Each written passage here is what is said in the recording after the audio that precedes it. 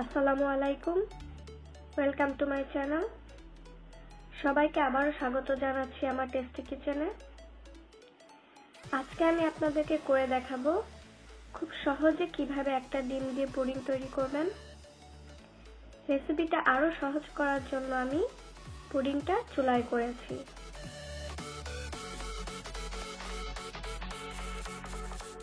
এখানে আমি একটা হিট প্রুফ বাটি নিয়েছি।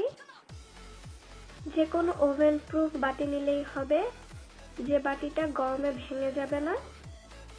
প্রথমে আমি বাটিটাতে অল্প বাটার ব্রাশ করে নিব, এতে করে পুডিংটা ওঠাতে সুবিধা হবে। এখন আমি ক্যারামেলটা তৈরি করে নিব। প্রথমে একটি গরম প্যানে 2 টেবিল চামচ চিনি দিয়ে দিচ্ছি, সেই সাথে দিয়ে দিচ্ছি 1 টেবিল চামচ পানি। এরপর প্যানটা একটু ঘুরিয়ে চিনি আর পানিটা ভালোভাবে মিশিয়ে দিব।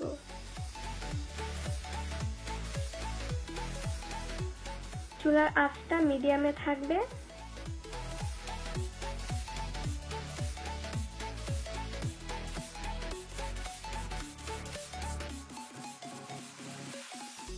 যখন দেখব চিনিটা এক পাশ থেকে একটু লাল হওয়া শুরু করেছে, তখন প্যানটা একটু ঘুরিয়ে দিতে হবে, এতে করে চিনিটা সব দিকে ভালোভাবে ব্রাউন হবে।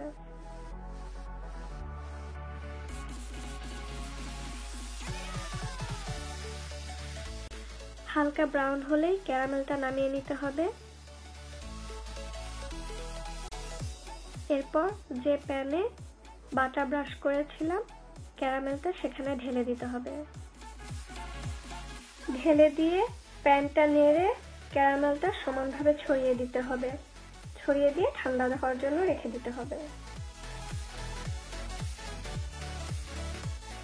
এরপর একটি বোলে একটি ডিম ভেঙে নিব, সেই সাথে দিয়ে দিব 2 টেবিল চামচ চিনি,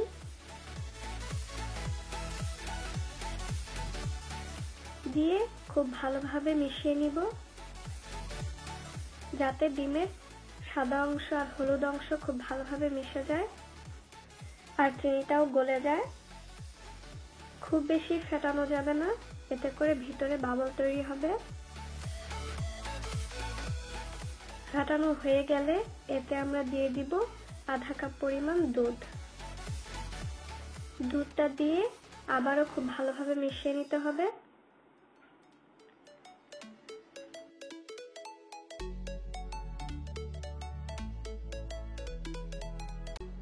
ক্যারামেলটা সেট হয়ে গেছে।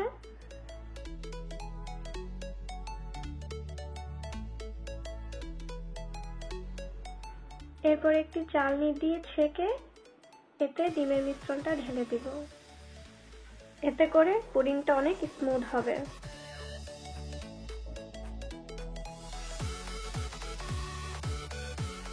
এরপর একটা প্যান নিতে হবে। প্যানটা এমন নিতে হবে যাতে এতে পুডিং এর বাটিটা বসানোর পরেও পানি দেওয়ার জায়গা থাকে।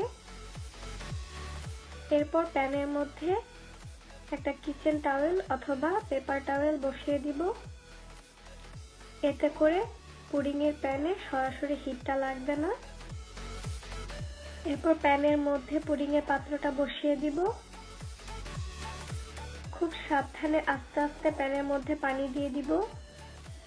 খেয়াল রাখতে হবে পানিটা যাতে পুডিং এর পাত্রে চলে না যায়, আর এমন ভাবে পানি দিতে হবে যাতে পুডিং এর পাত্রটা পানিতে অর্ধেক ডুবে থাকে। একটি ঢাকনা বা ফয়েল পেপার দিয়ে পুডিং এর পাত্রটা ঢেকে দিব। চুলার আঁচটা বাড়িয়ে দিয়ে অপেক্ষা করব বলক আসা পর্যন্ত। যখন পানিতে বলক চলে আসবে, তখন চুলার আঁচটা কমিয়ে মিডিয়াম লোতে দিয়ে দিব। আরেকটা ঢাকনা দিয়ে প্যানটা ঢেকে দিয়ে অপেক্ষা করব 20 থেকে 25 মিনিট।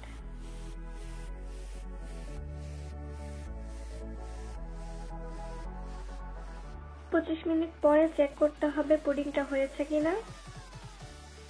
চেক করার উপায় হচ্ছে একটা ছুরি বা টুথপিক দিয়ে পুডিং এর মাঝখানে দিব।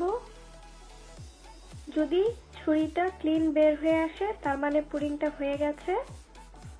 যদি ছুরির সাথে কিছু লেগে থাকে, তার মানে হচ্ছে পুডিংটা হয়নি। তখন আরো কিছুক্ষণ রান্না করতে হবে। চুলাটা বন্ধ করে দিব। বন্ধ করে খুব সাবধানে পুডিংয়ের পাত্রটা তুলে নিব। পুডিংটা রুম টেম্পারেচারে আসার জন্য অপেক্ষা করব। যখন এটা রুম টেম্পারেচারে চলে আসবে তখন এটা আমরা রেফ্রিজারেটরে রেখে ঠান্ডা করে নিব।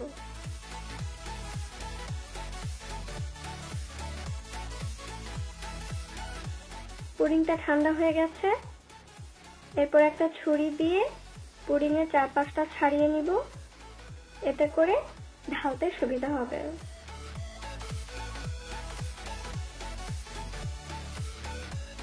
আমরা যে প্লেটে পুডিংটা পরিবেশন করব সেই প্লেটটা পুডিংয়ের প্যানের উপর রাখবো।